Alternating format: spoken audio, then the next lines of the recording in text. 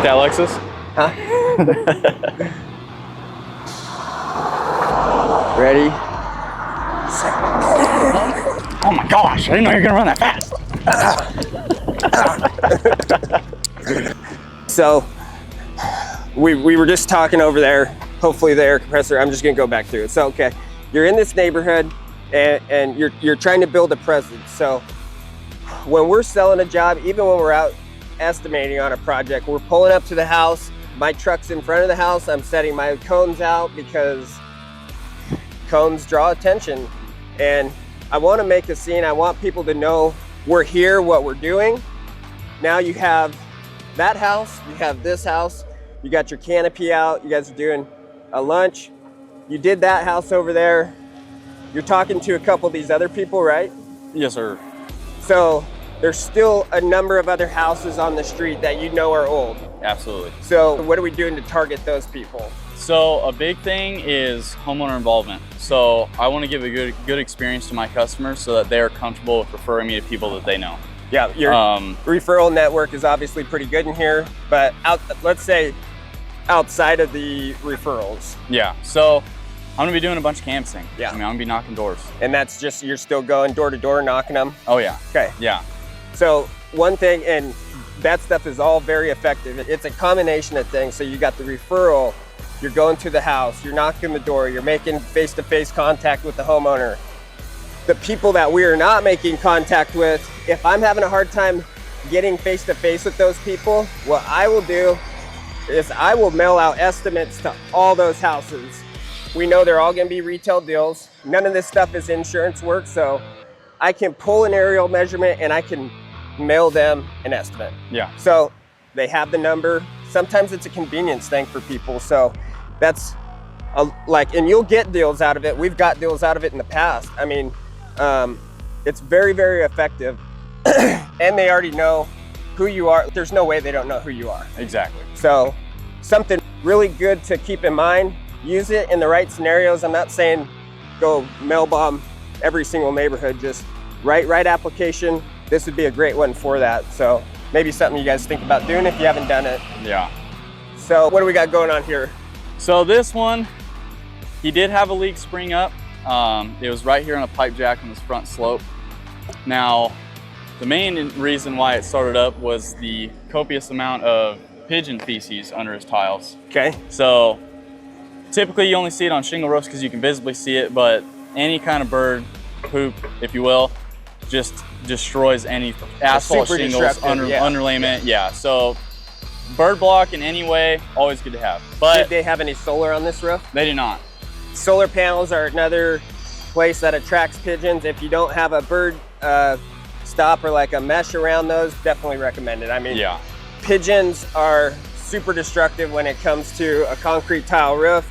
These dead valleys and stuff, they start living in there, they pee, they poop, it builds up, it backs up, it deteriorates underlayment. So yeah, so that's kind of where his leaks originated from then. Exactly. Gotcha. So he actually got up on the roof with me, and so I got to show him my inspection process. And since he wasn't entirely sure the condition of all of his underlayment, he basically bought the house from a flipper. So It's been a project, he's been doing a lot of stuff. And so what I did with him was I pulled a tile in every single slope of the roof.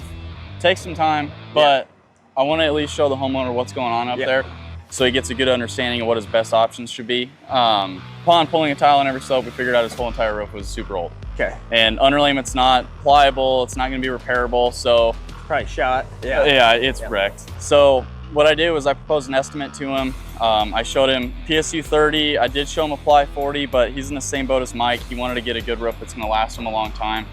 And that's for a lot of our homeowners too. It's really, I guess, maybe how long do you plan on staying in the home when making a buying decision when it comes to underlayments? Like, how long do you plan to stay there? And, you know, do you need a transferable warranty when you sell the home? Like that, we see real estate transactions cause a lot of issues when it comes to roofing stuff. So if it's going to be 2-3 years down the road and you're going to sell, maybe you can get away with like apply 40 and it's not as big of an issue. But if it's going to be maybe 7 to 10 years down the road, that could be an issue. I mean, very few roof inspections will come back on a real estate transaction that, you know, if it's got a traditional felt on it, a lot of times it's a rabbit hole. And you don't want to be caught in a scenario where you have a 10-year type underlayment on your roof and have to give a concession or something like that. So yeah.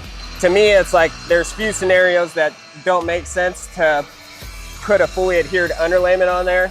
They're fantastic systems. Can you show us a little bit like how that? Yeah, absolutely. So with this synthetic underlayment, you're going to have this film on the bottom. This is the adhesion portion of it. As you can see, really tacky. This stuff is awesome. I mean, it adheres straight to the wood deck. You don't have to worry about, you know, this stuff shrinking over time and cracking against battens, anything like that, like the traditional felt papers. Another awesome thing just for the crews and their safety is this gridded interface. This stuff has a ton of grip. Yep. Nobody wants roofers falling off the roof. So it's typically not good. Yeah. So another awesome thing that I like about it is how pliable it is. I mean, this stuff in roof to wall applications is just, it's phenomenal. It tucks right up underneath flashings. Guys love installing it. I love putting it on people's roofs, and people are always happy with it. Garen says the pliability of it, it's pliable, but it's rigid enough to do stuff like that. In the past, as synthetic SAs like this kind of evolved over the years, there were a few products and manufacturers out there that it was like too pliable, like almost to the point where it caused you more issues than good, especially when it gets hot in the summertime here in Arizona. Oh, yeah. You'd peel that backing off of there and it would just lay over. And that's a great thing about this and the structure of this stuff. It has enough structure to it where you can tuck it up under flashings or, you know, bend it around hips and not have to worry about, because as soon as this stuff sticks back to itself, forget it. Yeah. You know, but some of those products in the past really had some issues with that. And yeah, I mean, we think this is a great product. There's obviously other products out there like tile seal. We've installed a lot of tile seal roofs.